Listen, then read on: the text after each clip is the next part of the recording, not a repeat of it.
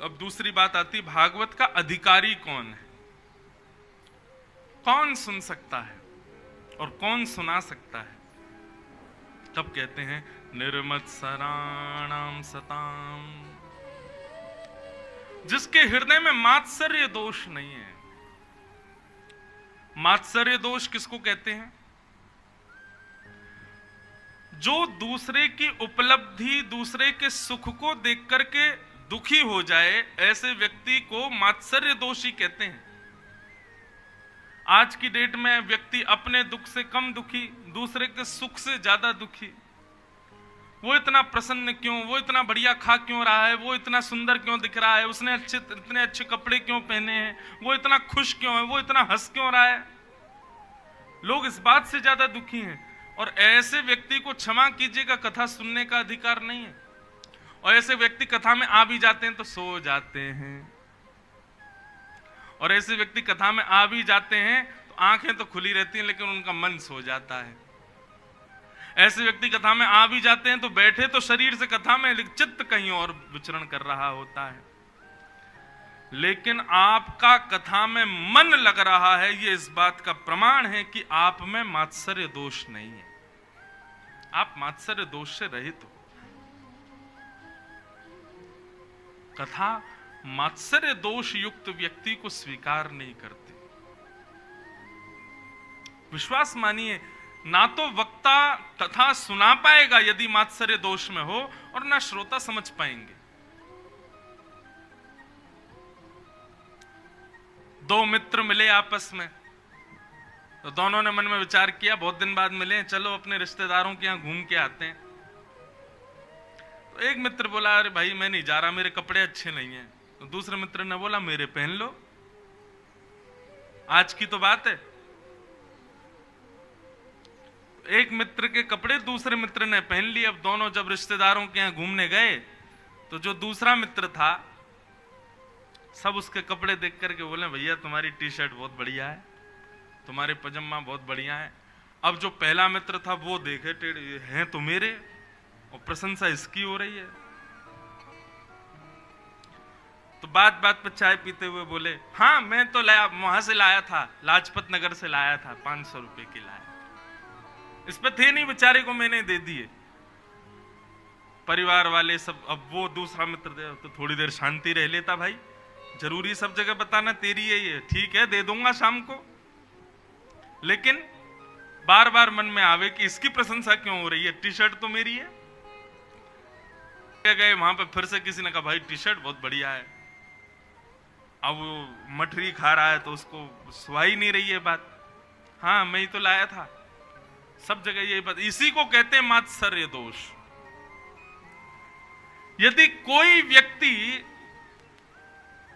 श्रेष्ठ है, किसी व्यक्ति की किसी बात से प्रशंसा हो रही है और आपके हृदय में उसकी प्रशंसा सुनकर के कष्ट हो रहा है, तो क्षमा कीजिए, आप कथा सुनने के अधिकारी नहीं हो, आप कथा कहने के अधिकारी भी नहीं हो। तो आप कहोगे महाराज जी तो फिर कथा में क्या करें, ऐसे लोग भी तो बैठे होंगे,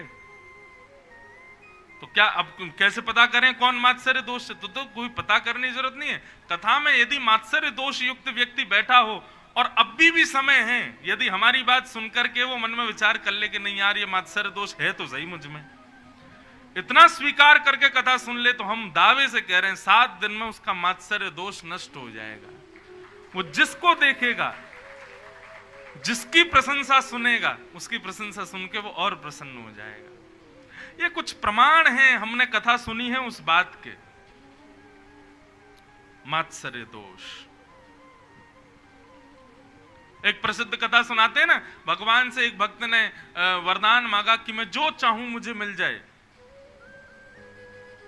भगवान बोले कलयुगी जीव है, कुछ भी मांग सकता है। भस्मासुर ने तो शंकर जी से यही वरदान मांगा, जिसके सिर पे हाथ धरूं मर जाए, तो शंकर जी ने वरदान दे दिया। तो शंकर जी के ही पीछे भागा। भगवान बोले मेरे पीछे क्यों? बोले पार्वती जी मुझको चाहिए, आपको ही भस्म कर दूं मैं। भक्त तो कुछ भी मांग लेते हैं, लेकिन हमारे ठाकुर जी, भागवत में भगवान को एक शब्द कहा गया, एक नाम भगवान का पता है क्या है? हम सब चतुर हैं, वो चतुर शिरोमणि हैं।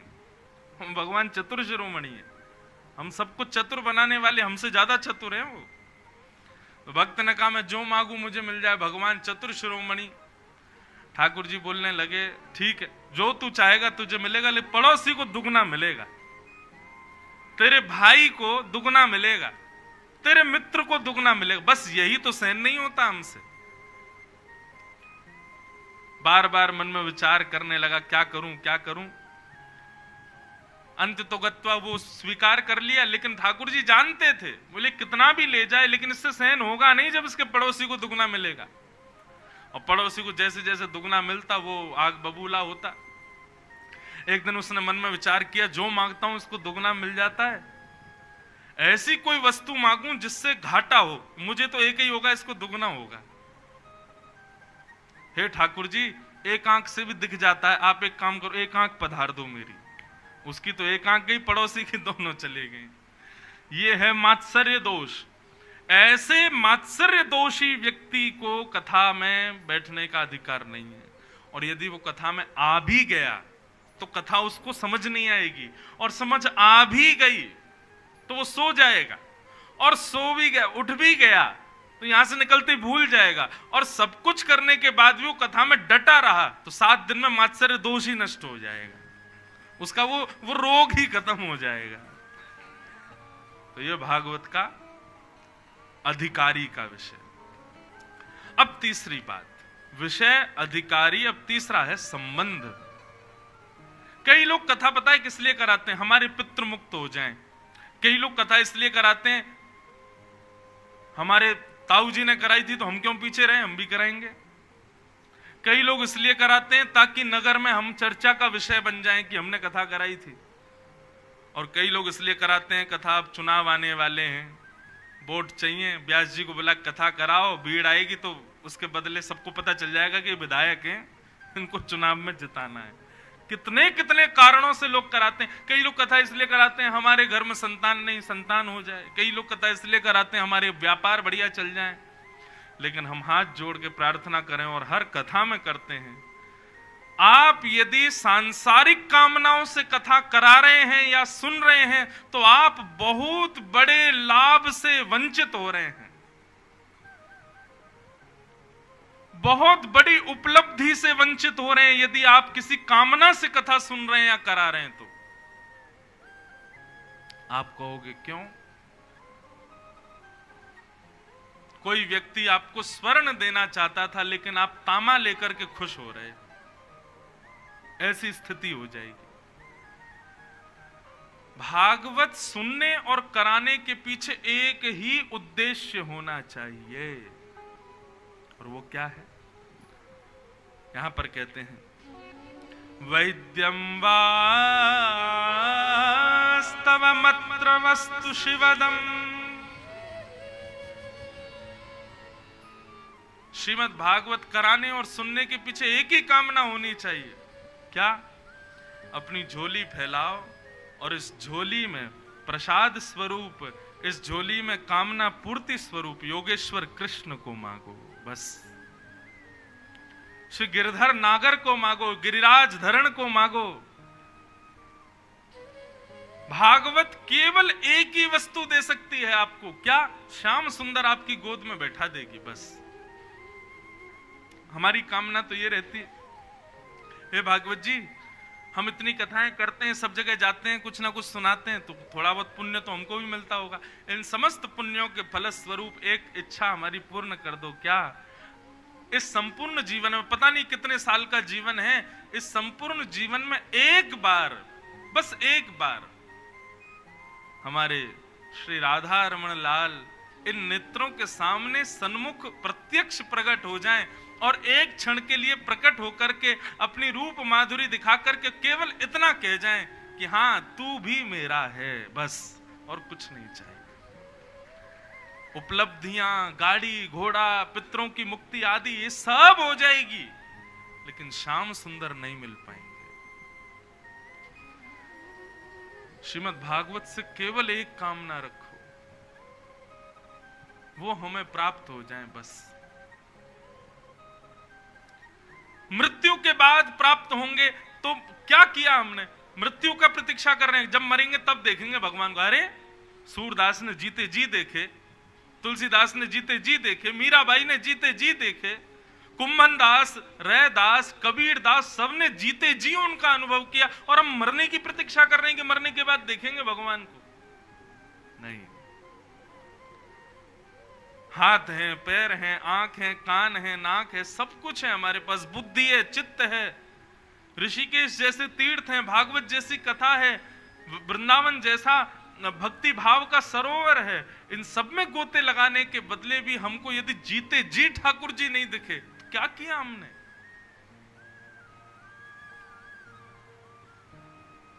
श्रीमद् भागवत से श्याम सुंदर को मांगो, बस राधा रमन जी को मांगो, श्री गिरधर लाल को मांगो, और कुछ मत मांगो। आप विश्वास करें, प्रत्येक दिन इस कथा में केवल एक ही कामना से आप बैठे हो कि हमको केवल श्री राधा रमन बाधा हरण के दर्शन हो, श्री भद्र विशाल भगवान के दर्शन हो, प्रत्यक्ष दर्शन मृत्यु से पहले। क्या ये पूर्ण नहीं करेंगी? जिन घरों में बालक नहीं होते, भागवत की कृपा से बालक हो जाते हैं। जिनके व्यापार नहीं चलते, भागवत कृपा से व्यापार चल जाते हैं। जो बेचारे इलेक्शन हार जाते हैं, वो भागवत कृपा से जीत जाते हैं। सब कुछ भगवत कृपा से हो जाता। क्या ये भागवत इतनी कृपा नहीं करेंगे कि श्याम सुंदर को हमको दर्शन करा दें केवल एक क्षण के लिए? हम वो क्यों नहीं चाहते? हम संसार की हर वो वस्तु भागवत जी से मांगते हैं जो मेहनत करके हम कमा सकते हैं। भागवत जी को क्यों उसके लिए लेते हैं कि इनसे वो मिले? ठाकुर जी से दुनिया भर की कामनाएं वो करते हैं जो मेहनत करके, श्रम करके हम कमा सकते हैं। ठाकुर जी से क्यों मांगते हो? ठाकुर जी से मांगना है तो श्याम सुंदर को मांगो। सूरदास जी का पद है। सूरदास जी को किसी ने कहा, हे सूरदास, ठाकुर जी ने कितना बुरा किया आपके साथ। सूरदास जी बोले, क्यों? बोले, आंखें ही नहीं दी आपको, देख ही नहीं सकते। सूरदास जी मुस्कुराने लगे, बोले तुम नहीं समझोगे इस बात को। बोले क्या? भैया तुम सबको आंख मिली है तो तुम सुंदरता में खो जाते हो, स्विट्जरलैंड देख के मोहित हो जाते हो, कश्मीर देख करके पागल हो जाते हो, दुनिया भर के सुंदर रूपों को देख के उनमें आसक्त हो जाते हो। लेकिन ठाकुर जी ने मुझको आंख नहीं दी। क्यों? क्योंकि ठाकुर जी मेरी रक्षा कर रहे हैं, कहीं मैं कहीं और आसक्त ना हो जाऊं, सदा उनमें ही आसक्त रहूं, मेरी आसक्ति कहीं और ना हो जाए, इसलिए ठाकुर जी ने मुझे आंख नहीं दी। सूरदास तो ये भी कहते थे, बोले दुनिया के लोगों को आंख दी मतलब भगवान ने उनकी जिम्मेवारी उन्हीं को दे दी। अपनी आंखों से देख के चलो, ये गड्ढा है यहां से बच के चलो, ये ऊंचा है यहां फलांग के चलो। लेकिन ठाकुर जी ने मेरी आंख नहीं दी। क्यों? क्योंकि मेरी उंगली पकड़ के श्याम सुंदर चलते हैं। सूरदास आगे गड्ढा है, बच के चलियो। सूरदास आगे ऊंचा है, थोड़ा चल के उछल के चलियो। ठाकुर जी ने आपको सर्व गुण योग्यों से युक्त करके भेजा, इसका मतलब आपकी जिम्मेवारी आपके ऊपर। लेकिन सूरदास जी कह रहे हैं, किसी व्यक्ति को यदि किसी योग्यता से वंचित किया तो समझो ठाकुर जी ने उसकी वो जिम्मेवारी अपने हाथ में ली है। मेरी जिम्मेवारी है। आज के बाद किसी को नेत्रहीन देखो, किसी को बिना पैरों के देखो, किसी को बिना हाथ के देखो, बिना श्रवणेंद्रिय के देखो, तो उसके प्रति यही भाव रखना कि भैया ठाकुर जी ने हमको सर्वगुण युक्त किया, मतलब अपनी जिम्मेवारी हमारे ऊपर। लेकिन इसको वंचित किया मतलब इसकी ये जिम्मेवारी ठाकुर जी ने उठाई। सूरदास जी तो पद गाते गाते अंत में कह देते हैं, नाथ काहू के मन की को जानत,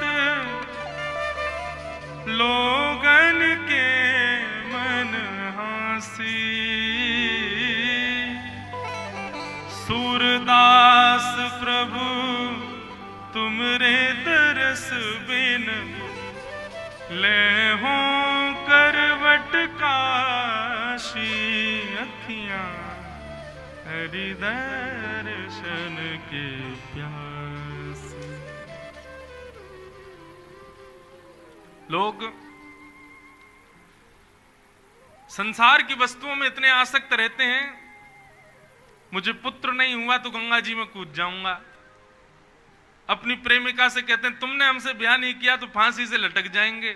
कभी ठाकुर जी से कहा हे राधा रमन लाल नहीं आए ना तो देख लेना हम ऐसा कर लेंगे। कभी उनके लिए जिद की, कभी ठाकुर जी के लिए कोई जिद की। आज हम अन्न ही नहीं खा रहे, क्यों? जब तक राधा रमन जी स्वप्न में नहीं आ जाएंगे मैं भोजन ही नहीं करूंगा। ऐसी जिद कभी की हमने? कभी नहीं की। संसार की वस्तुओं के लिए करते हैं बस।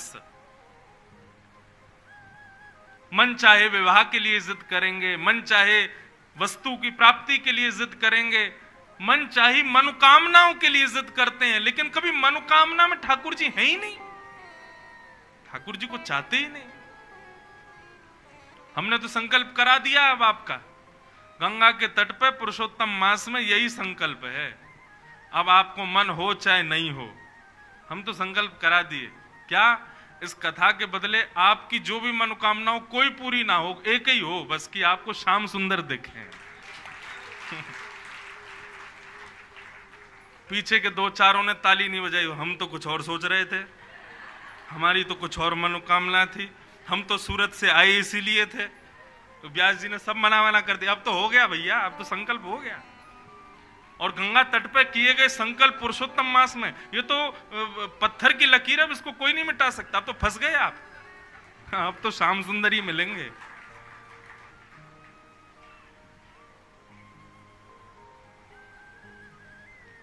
अपने समस्त वैदिक कार्य, अपने समस्त आध्यात्मिक कार्यों के पीछे एक ही इच्छा रखो। हम रोज शंकर जी का अभिषेक कर रहे हैं, श्रावण चल रहा है ना, हम रोज गंगा दर्शन कर रहे हैं, स्नान आदि का भाव रखते हैं, सब संतों की सेवा पूजा, सबके पीछे एक ही भाव है। क्या? हमारे श्रीनाथ जी हमेशा ऐसे रहते हैं, किसी दिन एकांत में ऐसा हो कि ठाकुर जी यूं खड़े हो जाएं, बस मेरा तो उसी में ही कल्याण हो जाना है कि मेरे सामने ठाकुर जी ने भुजा नीचे कर ली, मेरे सामने ठाकुर जी ने नेत्र ऊपर किए, मेरे सामने ठाकुर जी मुस्कुरा गए। मीराबाई एक बार गिरिराज जी के सामने नृत्य कर रही थी, और मीराबाई को नृत्य करते करते करते करते इतने में ही गुसाई जी के मन में पता नहीं क्या भाव आया, श्रीनाथ जी की निज गले की माला और बीड़ा भोग ले जाकर के मीराबाई को दिया। अधिकार नहीं है सबको देने का, ठाकुर जी की अंग की माला और बीड़ा भोग बहुत विशिष्ट और अनंत रसिक कोई आ जाए उनको भी नहीं दिया जाता। बहुत कम ठाकुर जी निज सामग्री किसी को दी जाती है, पर मुखिया जी ने बिना विचार किए मीराबाई को दे दी। तो कई लोगों ने इस बात का विरोध किया कि आपने मीराबाई को ठाकुर जी की निज माला कैसे दे दी। तो मुखिया जी कहते हैं तुमको क्यों लगता है कि मुझे नहीं देनी चाहिए थी? अरे नाचने वाली, गाने वाली, बताओ यहां आकर के नाच रही थी, आपने उसको ठाकुर जी की निज माला दे दी।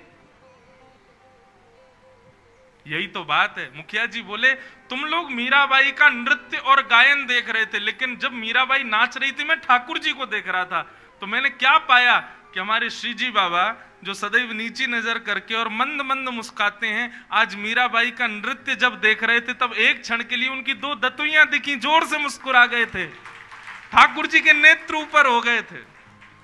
हमारे लाल जी को जो सुख दे, हमारे लाल जी की दतुइयां दिखा दे, हमारे ठाकुर जी को इतना खिलखिल करके हंसा दे, उससे बड़ा वैष्णव मेरे लिए कोई नहीं है। इसलिए मैंने निज माला दे दी।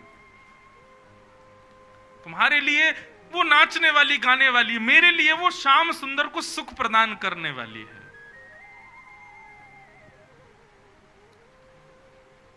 इसलिए भैया कथा के पीछे एक ही उद्देश्य रखो। मैं इसलिए इस बात को कह रहा हूं क्योंकि भागवत सक्षम है इस इच्छा को पूर्ण करने में। श्रीमद् भागवत जी हमको श्याम सुंदर दे देंगी, लेकिन कोई मांगता नहीं है। इसी इच्छा से कथा सुनो कि हे भागवत जी, आप अपने सुंदर पवित्र भावों से हमको इतना योग्य बनाओ कि हम श्याम सुंदर का दर्शन कर लें, बस।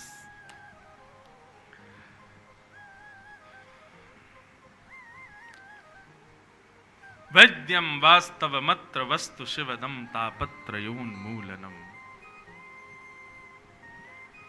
श्रीमद्भागवते महामुनि कृते किं वा परेरीश्वरः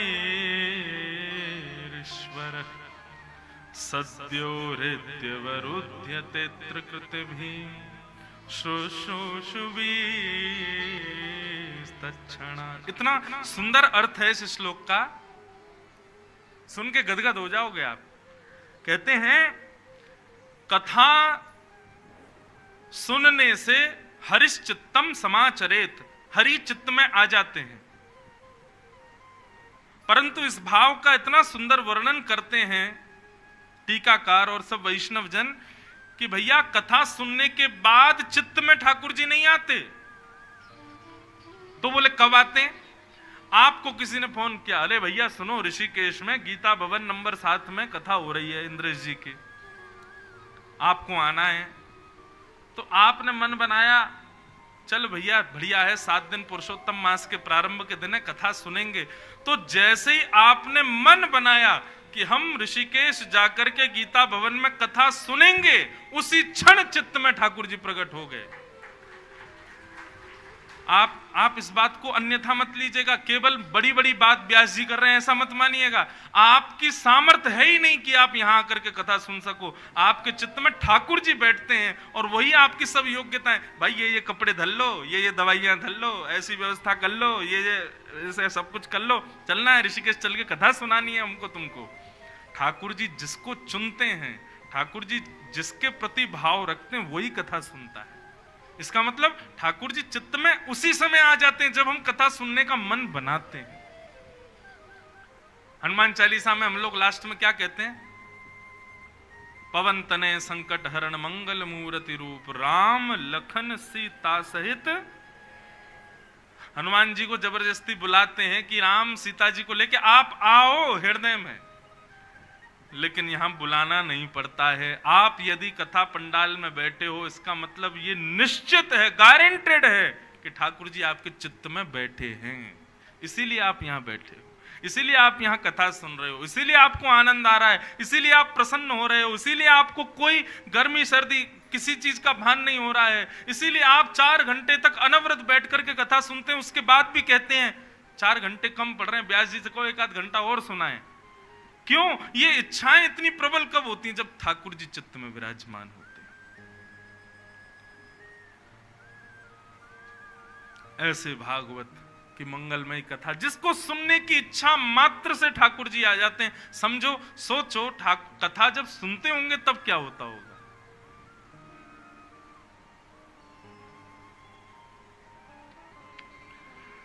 ये भागवत के प्रथम 2 श्लोक। अब भागवत का 3रा श्लोक। कि निगम कल्प तरोर्गलितम फलम, सुख मुखादमृतद्रव संयुतम, पिबत भागवतम रसमालयम, मुहुर्हो रसिका भुवि भावुका। अब तक हमने श्रोताओं के बारे में सुना, अब यहां वक्ताओं को सावधान किया जा रहा है। अब ये श्लोक हमारे लिए क्या कह रहे हैं? भैया ये जो सामने आपके रखे हैं ना, ये क्या है? ये साधारण नहीं है। निगम कल्प तरोर गलितम फलम, वेद रूपी कल्प वृक्ष का पका हुआ फल है श्रीमद् भागवत। वेद कितने हैं? ऋग्वेद, यजुर्वेद, सामवेद, अथर्ववेद। और इन चारों वेदों के समूह को कहते हैं निगम। क्या कहते हैं? शब्द सुना होगा, आगम, निगम, पुराण, बखाना। ये निगम किसको कहते हैं? चारों वेदों को निगम कहते हैं। तो निगम रूपी बट वृक्ष है, निगम रूपी वृक्ष है, उस वृक्ष पर एक फल लगा है, उसी फल का नाम श्रीमद् भागवत है। मतलब चारों वेदों का सार है श्रीमद् भागवत में। निगम कल्प तरोर गलितम फलम। और फिर दूसरी बात क्या कहते हैं? बोले भैया इस फल में सुख मुखाद अमृत द्रव संयुतम। फल तो मीठा था, परंतु सुख पक्षी के मुख लग जाने से वो फल और मीठा हो गया। तोते के मुख का लगा हुआ फल मीठा माना जाता है। आजकल तो मिलते नहीं, लेकिन हमने बचपन में खाए। हमारे नाना नानी दादी वो फल लाते तो हम कहते अरे ये तो इधर से इसमें छेद हो रखा। बोले कि अरे ये तोते ने चोंच लगाई है, मीठा हो गया होगा। तोता जिस फल में मुख लगा दे वो मीठा हो जाता है, लेकिन तोता मीठे फल में मुख लगा दे तो वो अमृत हो जाता है। श्रीमद् भागवत रूपी ये फल पहले से ही मीठी हैं, लेकिन सुखदेव जी के मुख लग जाने से ये भागवत जो है ये अमृतद्रव संयुतम, ये अमृत के समान हो गई। सुखदेव जी ने जब से इनको गाया। अब यहां पर एक बात हमारे गुरुदेव समझाते हैं कि भाई वक्ता को, अब ये सुखदेव जी यहां पे भी बैठे हैं, यहां पे भी बैठे, अब सोचो वक्ता ये हैं, मतलब क्या सुख जैसा होना चाहिए वक्ता को? सुख का एक गुण है, वो गुण वक्ता के अंदर नहीं होगा तो वक्ता कथा नहीं कह सकता। और सुख का गुण क्या है? बहुत ध्यान से सुनना। आम का विशाल वृक्ष है, उसमें आम लगे हैं, उस वृक्ष पर जाकर के कौवा बैठ जाए, आम खाएगा? नहीं खाएगा। उस वृक्ष पर जाके कबूतर बैठ जाए, आम खाएगा? नहीं खाएगा। उस वृक्ष पर जाके चील बैठ जाए, आम खाएगी? नहीं खाएगी। लेकिन जैसे ही उस वृक्ष के पास तोता पहुंचेगा, तुरंत अपनी सुंदर बुद्धि से सुंदर मीठे रस को, फल को ढूंढेगा, उसमें जाके चोंच लगा देगा, और चोंच मारते ही तोता रस ले लेता है, और ऐसा नहीं पूरे फल को खा जाता है, उसका रस लेके उसको रसयुक्त करके दूसरे को रस देने के लिए छोड़ देता है। वक्ता के अंदर भी यही गुण होना चाहिए। ये भागवत रूपी एक वृक्ष है, इस वृक्ष पर तोता बनके, इस वृक्ष पर कबूतर, चील या किसी और पक्षी के रूप में ना बैठे, यहां पर सुख बन करके बैठे, और सामने जो फल है, इस फल में अपनी बुद्धि, अपना चित्त लगा के इसका रस स्वयं भी लेवे, और इसका रस सामने बैठे जितने श्रोता हैं उनको भी परोस देवे। ये वक्ता का गुण होना चाहिए। इसलिए सुखदेव हैं भागवत के मुख्य वक्ता। सुख मतलब तोता नहीं, सुख मतलब तोते का गुण, फल का आस्वादन करके दूसरों को भी वो रस दे देना, ये सुख का गुण है। ये गुण वक्ता में होना चाहिए। और सबसे विशिष्टतम बात, भागवत सुनने का विषय नहीं है। भागवत सुनने के लिए संसार की बातें हैं। ये भगवत चर्चा सुनने का विषय थोड़ी है। तो बोले पिबत भागवतम रसमालयम मोहर हो रसिका भुवि भावुका। भागवत सुनना नहीं है, पिबत भागवतम रसमालयम, पियो, इस भागवत के रस को पीना है। आप कहोगे पीना सुनना महाराज जी अंतर समझ नहीं आ रहा। बड़े लोगों की बातें भाई, ये वैष्णव जनों की चर्चाएं, संकेत में बात करते हैं, पीने को क्यों कह रहे हैं? वेद व्यास जी महाराज कह रहे हैं भैया औषधि पीते हैं तो शरीर में रोग जो है वो नष्ट हो जाता है। घी पीते हैं तभी शरीर बढ़ता है, दूध पीते हैं तभी शरीर बढ़ता है, मदिरा पान करते हैं तभी नशा होता है। मदिरा का नाम सुनने से, घी का नाम सुनने से, दूध का नाम सुनने से, औषधि का नाम सुनने से काम नहीं चलेगा, उनको पान करना पड़ता है, तभी शरीर में उनका योग्य उपयोगिता दिखाई देती है। ठीक वैसे भैया कथा को ऐसे सुनो कि वो तुम्हारे शरीर में लगे, तुम्हारे जीवन में लगे। मदिरा पान करोगे स्वाभाविक नशा हो जाएगा, धतूरा पियोगे तो स्वाभाविक नीले पड़ जाएंगे, मर जाएंगे। ये लगते हैं शरीर को, ऐसे कथा भी आपके शरीर को, जीवन को लगनी चाहिए। ऐसे कथा सुनो, यहां सुनने के बाद में जीवन में उसको कृतार्थ करने के लिए लाओ। इसलिए आज्ञा करते हैं पिबत भागवतम रसमालयम, इसको सुनो, इसको पियो। इस प्रकार भागवत के 3 श्लोकों में मंगलाचरण किए गए। इन मंगलाचरणों को हम प्रणाम करते हैं। बोलो भागवत महापुराण की। अब हम आगे चलें कथा में। 88,000 सौनकादि ऋषि बैठे हैं। और उन सब सौनकादि ऋषियों के बीच में सूत जी महाराज का आगमन हुआ। कल हमने सुना था कि सौनकादि ऋषियों ने सूत जी से पूछा कि कृष्ण प्राप्ति का श्रेयस्कर कोई उपाय बताइए, और उसके बाद उन्होंने भागवत का महात्म्य सुनाया। आज सब सौनकादि ऋषियों ने 6 प्रश्न किए हैं, और इन्हीं 6 प्रश्नों में अब 6 दिन की कथा है। कौन कौन से प्रश्न? किम श्रेय शास्त्र सारः स्व अवतार प्रयोजनम, किम कर्म के अवतारश्च धर्मः कुम शरणं गतः। 6 प्रश्न। ऐसा नहीं है कि मैं एक एक प्रश्न बोल करके उत्तर दूंगा, ये 6 प्रश्नों के उत्तर आपको अपने आप सुनने हैं कथा में। कौन कौन से प्रश्न है? पहला, किम श्रेय, भगवान के अवतार का श्रेय किसको जाता है? राक्षसों को कि भक्तों को? भगवान सबरी अहिल्या के लिए आए थे कि रावण को मारने आए थे? भगवान पूतना कंस को मारने के लिए आए थे कि सुदामा कुब्जा आदि भक्तों पर कृपा करने आए थे? किम श्रेय, श्रेय क्या है भगवान का? भक्त के लिए आते हैं कि राक्षसों के लिए आते हैं? दूसरा प्रश्न, हमारे हिंदू वैदिक सनातन धर्म में हजारों शास्त्र हैं, पर इन शास्त्रों का सार क्या है? तीसरा प्रश्न, स्व अवतार प्रयोजनम, भगवान के अवतार का प्रयोजन क्या है? कभी तो कहते हैं धर्म संस्थापनार्थाय संभवामि युगे युगे, मैं धर्म की स्थापना करने के लिए आता हूं। लेकिन हमने सुना भागवत में भगवान गोपियों के संग गलवैयां डाल के रास विहार कर रहे थे।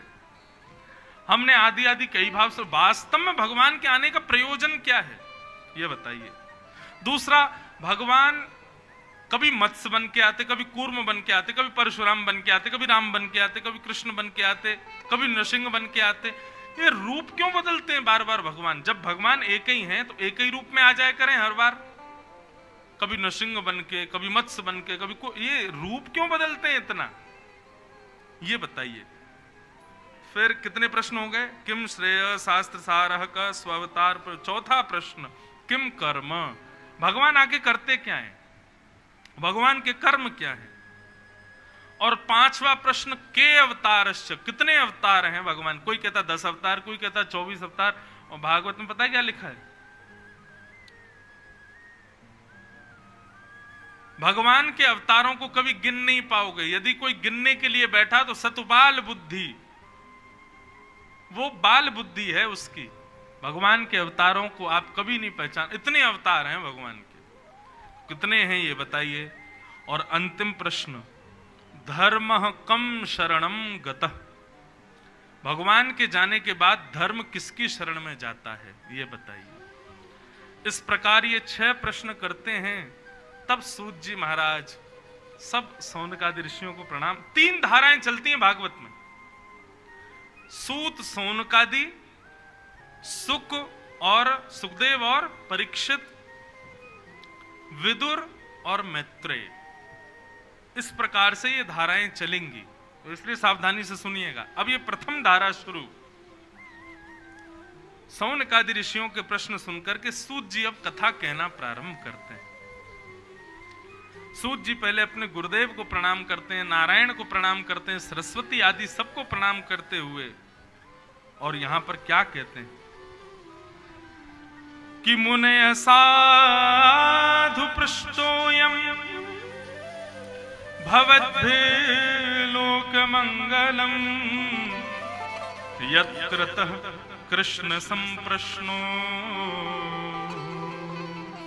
येनात्मा सुप्रसीदति। वाह सूत जी, पहले तो प्रश्न हुआ, आपने बहुत अच्छा प्रश्न किया। क्यों? आपका प्रश्न उचित कौन सा? बहुत ध्यान से सुनिए सब लोग। मुझे भी गर्मी लग रही है, हमारी भी एसी की हवा नहीं आ रही है, हमें भी पसीना आ रहे हैं, लेकिन हम कथा सुना रहे हैं ना, तो थोड़ी देर सुन लो। आप लोग जब पंखा झलते हैं अपने पसीना सुखाने को, मुझे लगता है मेरे भी झल दो नेक। लेकिन अब कथा सुनो, कथा में मन लग गया ना, फिर गर्मी नहीं लगेगी, भूख नहीं लगेगी, प्यास नहीं लगेगी, पैरों में दर्द नहीं होगा, एक अवस्था में बैठ जाओगे, मन लगाओ। तो सूत जी महाराज कहते हैं, भाई देखो आपने बहुत अच्छा प्रश्न किया। अच्छा प्रश्न किसे कहते हैं बताओ? श्रेष्ठ प्रश्न वो जानो कि पूछने वाले का भी कल्याण हो, बताने वाले का भी कल्याण हो, और जो चार लोग चुपचाप बैठे उनका भी कल्याण, वो प्रश्न अच्छा।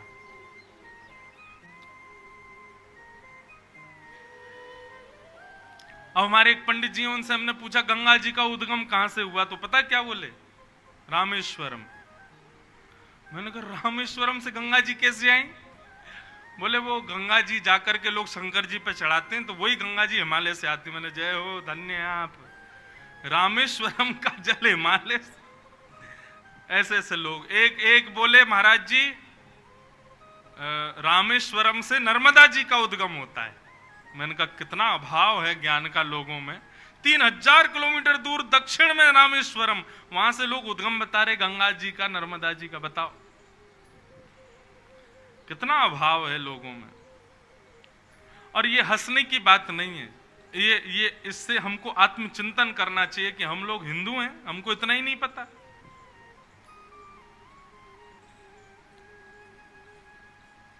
गंगा जी का उद्गम कैसे हुआ, क्यों हुआ, क्या हुआ, ये सब हमारे बालकों को पता होना चाहिए।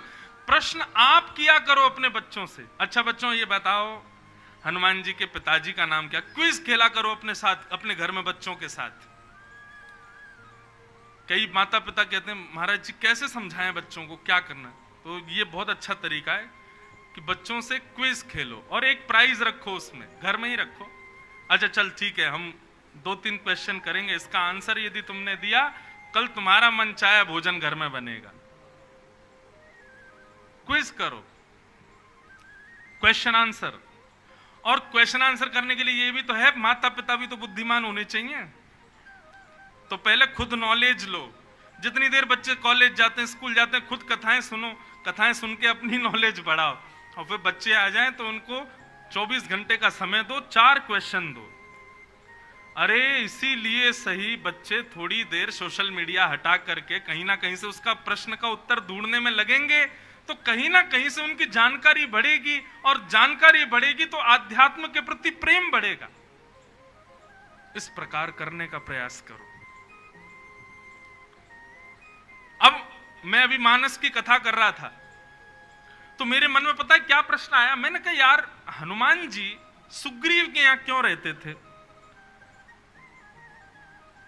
सुग्रीव इतना श्रेष्ठ तो है नहीं, और हनुमान जी अतुलित बलधाम महिम शैला वदेहम धनुज वन कृशानम ज्ञानी नाम अग्रगण्यम। जब मानस में मैंने पढ़ा कि श्री हनुमान जी उसके सचिव थे, सेक्रेटरी, तो मेरे को यह बात पचे नहीं। मैंने कहा क्यों हनुमान जी क्यों रहते थे सुग्रीव के यहाँ? और इसके लिए हमने कितने बड़े बड़े जगत गुरुओं को फोन लगाए। मैंने कहा इसका उत्तर दो। कोई कुछ बता में, कोई, लेकिन मन को संतोष हुआ नहीं। तब हमारे अयोध्या के जगत गुरु रामानुजाचार्य, परम पूजनीय प्रातस्मरणीय श्री राघवाचार्य जी महाराज, उनको मैंने फोन लगाया। मैंने महाराज जी एक प्रश्न मन में आ रहा है, भगवान सुग्रीव, ये हनुमान जी सुग्रीव के यहाँ क्यों रहते थे? और दूसरा प्रश्न, हनुमान जी जैसा भक्त राम जी आए तो हनुमान जी पहचान ही नहीं किए राम जी हैं। परीक्षा लेने के लिए ब्राह्मण बन करके गए और तब जाके पूछा कि आप दोनों कौन हैं? तब उन्होंने बताया कि हम दशरथ के पुत्र हैं। तब हनुमान जी का रोम रोम पुलकित हो गया, ये मेरे प्रभु राम हैं। तब हनुमान जी अपने, ऐसा क्यों? 2 प्रश्न थे। पहला तो हनुमान जी सुग्रीव के यहाँ क्यों रहते थे, और दूसरा प्रश्न कि हनुमान जी जैसे भक्त राम जी को एक क्षण में पहचान जाना चाहिए, तो क्यों नहीं पहचाने? महाराज जी ने कितना अच्छा उत्तर दिया। अब देखो प्रश्न ऐसे होने चाहिए जिससे बताने वाले का भी कल्याण हो, सुनने वाले का भी कल्याण हो। महाराज जी ने उत्तर दिया, बोले कि हनुमान जी के गुरु हैं सूर्य, और जब सूर्य से दीक्षा शिक्षा ग्रहण हनुमान जी ने की, तो उसके बाद हनुमान जी ने सूर्य के चरणों में प्रणाम करते हुए कहा, हे गुरुदेव हम आपको दक्षिणा देना चाहते हैं, बताइए क्या दें? तो सूर्य नारायण ने प्रसन्न होकर के कहा कि अभी त्रेता में मैं बहुत प्रसन्न हूं। क्यों? मेरे वंश में रघुनाथ जी आने वाले हैं, साक्षात नारायण मेरे वंश में अवतार ले रहे हैं। सूर्य सूर्य कुल में हुए ना भगवान, सूर्यवंशी हैं। हनुमान जी बोले अच्छा, साक्षात नारायण आपके वंश में आ रहे हैं? बोले हाँ। तो सूर्य नारायण बोले मैं चाहता हूं कि उनकी सेवा के लिए मेरा शिष्य जाए। हे हनुमान जी, आप मेरे वंश में आ रहे राघव की सेवा करना, एक समय आएगा उनकी गृहिणी का हरण होगा, तब आप उनकी सहायता करना। यदि आप मेरे प्रभु की सहायता, मेरे वंश में आए प्रभु की सहायता आप करोगे तो इससे बड़ी गुरु दक्षिणा मेरे को कोई नहीं मिलेगी, इसलिए आप उनकी सेवा करना। हनुमान जी ने उसको अपने हृदय में विश्वास के रूप में बैठा लिया कि अब राम जी की सेवा ही मेरा परम धर्म है, तभी गुरु दक्षिणा से मैं युक्त हो पाऊंगा, गुरु जी को दक्षिणा दे पाऊंगा। लेकिन हनुमान जी बोले गुरुदेव मुझे कैसे पता चलेगा कि राम जी कब आ रहे हैं, कब होंगे, कहां होंगे? तब सूर्य नारायण भगवान ने अपने पुत्र के यहां भेजा। बोले मेरा पुत्र है सुग्रीव, तुम उनके यहां जाओ। अपनी गृहिणी को खोजते हुए भगवान सुग्रीव के यहां आएंगे, और सुग्रीव के यहां जब आएंगे तब आप उनकी सहायता करना। तब सुग्रीव के यहां भगवान आएंगे, इस बात को जानकर के हनुमान जी ने सुग्रीव के सचिव पद स्वीकार कर लिया, क्योंकि इसके माध्यम से राम जी मुझको मिलने वाले, राम जी मुझे प्राप्त होने वाले। फिर मन में भाव आया कि हनुमान जी परीक्षा लेने गए राम जी की, पहचान नहीं पाए कि ये साक्षात राम है, ये साक्षात राघव हैं। नहीं, इसके पीछे उत्तर ये प्राप्त हुआ कि भैया भगवान सन्मुख जब जाओ तब कैसे जाओ। हनुमान जी जिस भाव से गए हैं, एक ज्ञानी बनकर के, एक वेद युक्त वैष्णव संगी बनकर के हनुमान जी गए। ठाकुर जी के सन्मुख जाओ तो अपना श्रृंगार, अपना रूप ऐसा करके जाओ कि ठाकुर जी प्रसन्न हो। हनुमान जी महाराज विप्र के रूप में गए, ठाकुर जी को विप्र अति प्रिय हैं, तो विप्र रूप धारण करके ठाकुर जी को प्रसन्न करने के लिए हनुमान जी गए। उसके बाद जब राघव प्रसन्न हो गए तब हनुमान जी अपने रूप में पधारे हैं। तो केवल भगवत प्रसन्नता के लिए विप्र बनकर के हनुमान जी गए, इसके आगे और कोई इसमें औचित्य नहीं था। तो प्रश्न ऐसा किया कि सामने वाले को भी आनंद आया बताने में, सुनने वाले को भी, आओ हमने जब कथा में सुना तो औरों को भी सुख मिला। प्रश्न ऐसा ही होना चाहिए। अब कोई प्रश्न कर ले, बताओ रावण की दादी का नाम क्या था? ना तो पूछने वाले को कुछ मिल रहा है, ना बताने वाले को कुछ मिल रहा है, ना सुनने वालों को कुछ। अब कई लोग मुझसे प्रश्न, महाराज सुदामा जी के माता जी पिताजी कौन थे? अरे इससे मिल क्या रहा है आपको? प्रश्न ऐसा करो जिससे आपको भगवत संबंधी कोई चर्चा सुनने को मिले, कुछ आनंद की प्राप्ति हो, कोई जिज्ञासापूर्ण। उनके पिताजी कौन है, राम जी की दादी कौन थी, क्या करना है इससे? तो वही बात यहां पर सूत जी महाराज कहते हैं कि आप लोगों ने जो प्रश्न किया है, यत् कृतः कृष्ण संप्रश्नो येनात्मा संप्रसीदति। आप लोगों ने जो प्रश्न किया है, इस प्रश्न में कृष्ण की चर्चा होगी, इसलिए यह प्रश्न बहुत अच्छा है। अब मैं आप लोगों को कथा सुना रहा हूं। अब यहां बहुत सुंदर एक बात कहते हैं, भागवत का ऐसा फल है। देखो फल में स्वभाव होता है कि फल में छिलका और गुठली होती है, मतलब फल में सब ग्रहण करने वाली वस्तु होती है, लेकिन छिलका गुठली त्याग दिया जाता है। लेकिन श्रीमद् भागवत ऐसा फल है, इसमें एक भी छिलका नहीं है, एक भी गुठली नहीं है, रस ही रस है। भागवत का हर श्लोक आप कहोगे ये भी अति उत्तम है।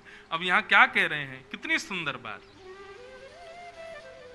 कि धर्मस्वनिष्ठितः पुंसाम विश्वक्षेण कथा सुयः नोत्पादे दधिरतिं श्रम एव हि केवलम्।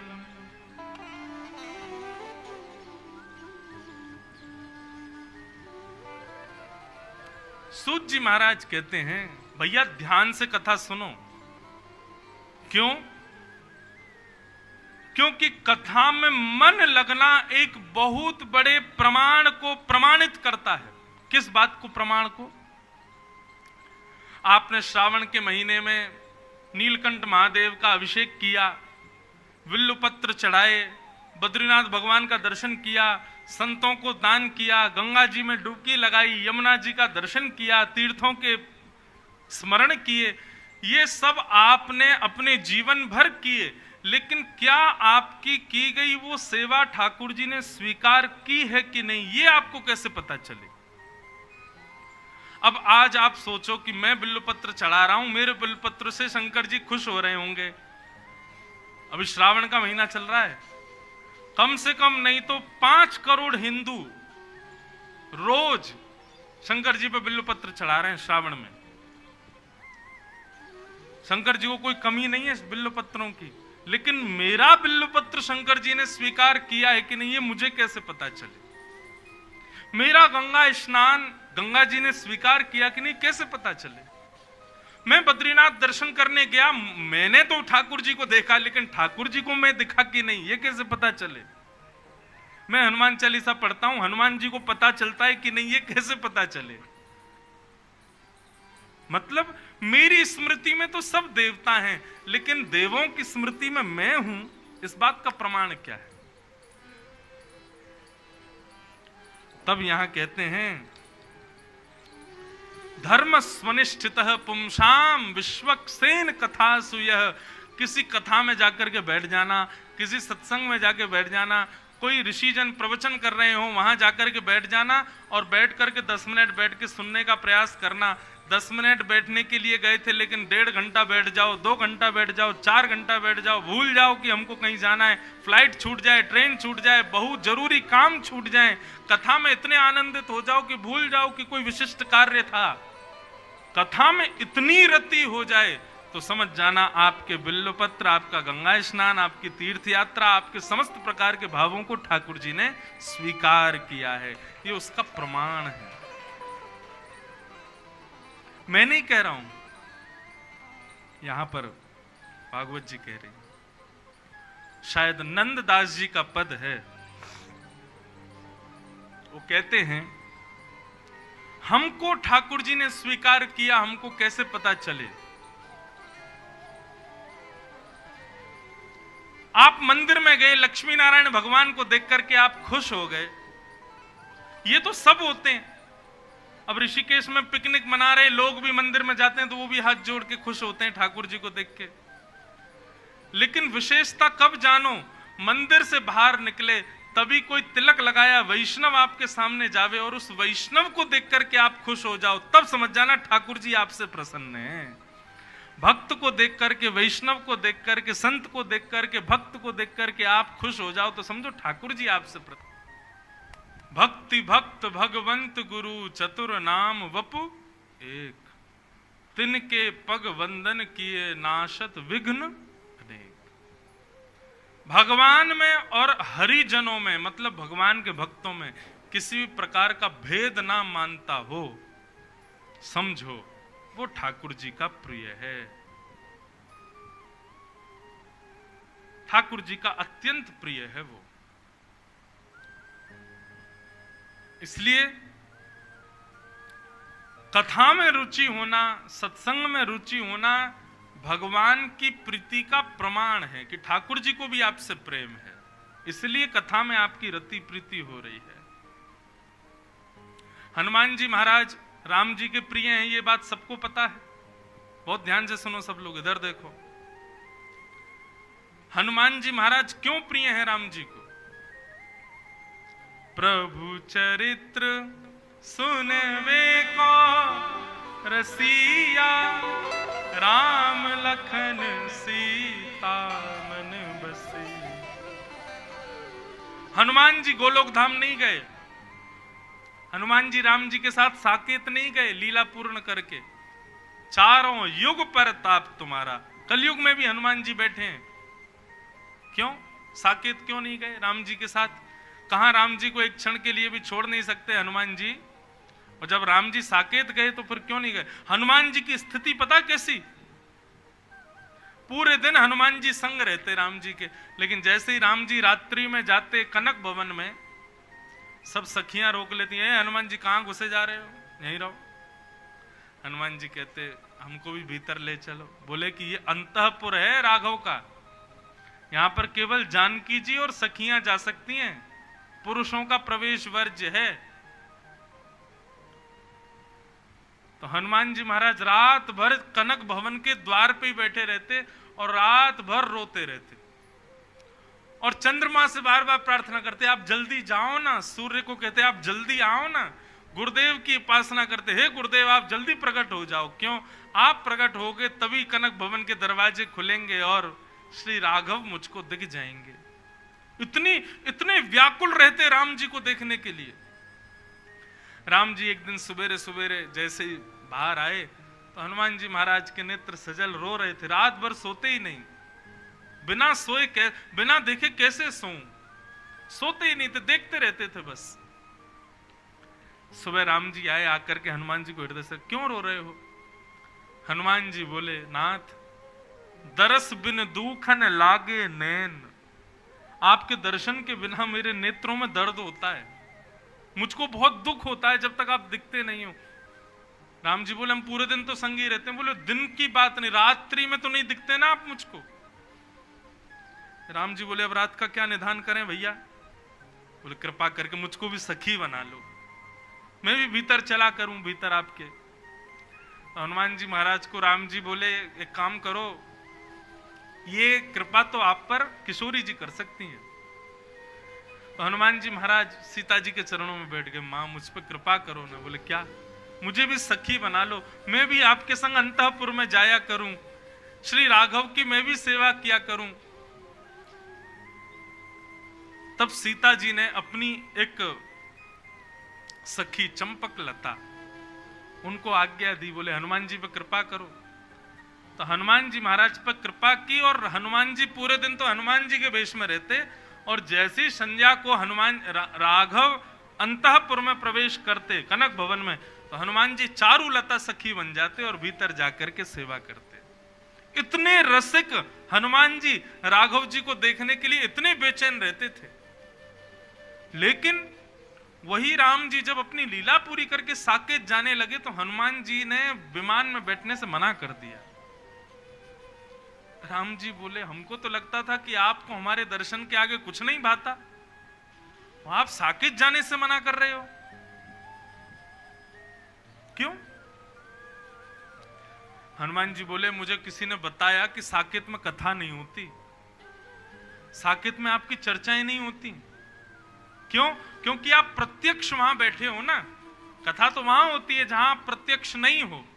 कथा के माध्यम से आपको सुनाया जाए, कथा के माध्यम से आपकी आकृति बनाई जाए, कथा के माध्यम से श्रोताओं के चित्त में आप प्रकट हो, इसलिए कथा तो वहां होती है जहां आप नहीं हो प्रत्यक्ष दर्शन में। लेकिन साकेत में तो प्रत्यक्ष आप दिखोगे तो वहां तो कथा होती नहीं है। राम जी बोले, भैया जहां मैं खुद बैठा हूं वहां कथा की क्या जरूरत है, साकेत में कथा नहीं होती। तो हनुमान जी बोले, तो फिर साकेत हम नहीं जाएंगे। राम जी बोले, प्रत्यक्ष में मिलूंगा तो फिर कथा की आवश्यकता क्यों है? हनुमान जी ने जो उत्तर दिया है, हनुमान जी कहते हैं, बोले नाथ मुझे आपके दर्शन से मैं ऊब गया हूं या मेरा मन भर गया, ऐसी बात नहीं है। पर आपके दर्शन करते करते स्थिति ये हो गई है कि दर्शन में केवल आप दो नेत्रों को दिखाई देते हो, लेकिन जब कथा हम सुनते हैं ना तो नेत्र बंद हो जाते हैं, आप रोम रोम को दिखाई देते हो, आप प्रत्येक अंग को दिखाई देते हो।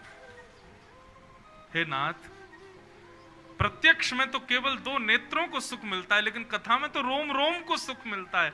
इसलिए नाथ कृपा करो, मैं साकेत नहीं जा सकता, भले ही आपके दर्शन से वंचित रहूंगा, लेकिन मेरे दर्शन को पुष्ट करने के लिए कथा वक्ता है ना, ये लोग कथा सुना सुना करके आपके रूप को मेरे हृदय में प्रफुल्लित करते रहेंगे, आनंदित करते रहेंगे। इसलिए हनुमान जी के लिए कहा जाता है, यत्र यत्र रघुनाथ कीर्तनम तत्र तत्र कृतमस्तकांजलिम और वाष्पवारी परिपूर्ण लोचनम मारुतिम नमत राक्षसांतकम। हनुमान जी कैसे हैं? जहां कहीं भी कथा होती है वहां जरूर आते हैं। हनुमान जी की पहचान क्या है? दीनहीन से बैठे होंगे और आंखों से अश्रु गिर रहा होगा, कृष्ण को सुन के, राम जी को सुन के उनको याद कर रहे होंगे, वो हनुमान जी। कथा से इतनी प्रीति, वैष्णवों की सेवा में इतनी प्रीति, संतों से, भक्तों से इतनी प्रीति, इस बात का प्रमाण है कि ठाकुर जी आपसे प्रेम करते हैं।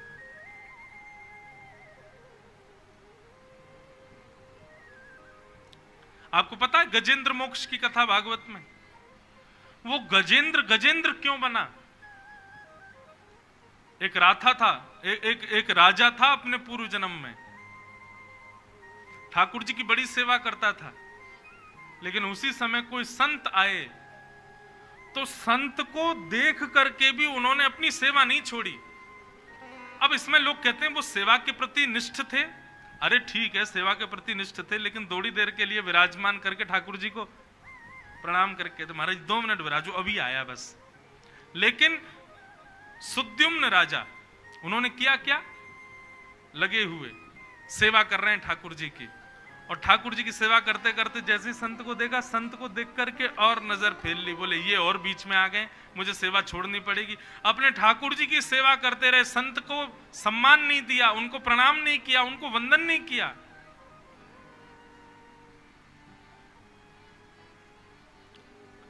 और उसका प्रभाव ये हुआ, एक भक्त वैष्णव अपराध लगा और वो राजा होते हुए भी एक गज बने, एक हाथी बने। लेकिन अपने पूर्व जन्म की सेवा का स्तुति उनको याद थी। जब ग्राह ने पैर पकड़ा तो वही स्तुति गा करके वो मुक्त हो गए। इसलिए भैया संत सेवा, वैष्णव सेवा, भक्त सेवा ये ठाकुर जी को अति प्रिय है। आके 2 मिनट करके चले जाओ, इसको निश्चित करो, ये होनी ही चाहिए। संतों के प्रति निष्ठा, वैष्णवों के प्रति भाव, इसको प्रस्तुत करो।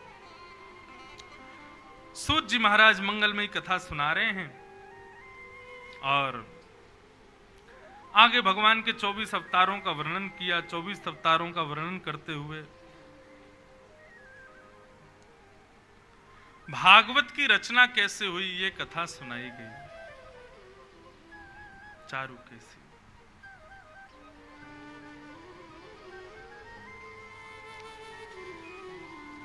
श्रीमद् भागवत की रचना क्यों हुई, कैसे हुई, इस भाव को अब यहां सुनाया जा रहा है। बहुत ध्यान से सुनिएगा। ये भागवत नाम का एक ग्रंथ है। बंधुओं, ग्रंथ से ऊंचा हमको शब्द नहीं मिलता, इसलिए हम ग्रंथ कहते हैं, लेकिन भागवत ग्रंथ से भी ऊंची है, पुराणों से भी ऊंची है। भागवत का प्रयोजन क्या है? केवल ब्रह्म संबंध, भगवान से आपका संबंध बनवाना, यही भागवत का उद्देश्य है। और किसने भागवत की रचना की? श्री वेदव्यास जी महाराज।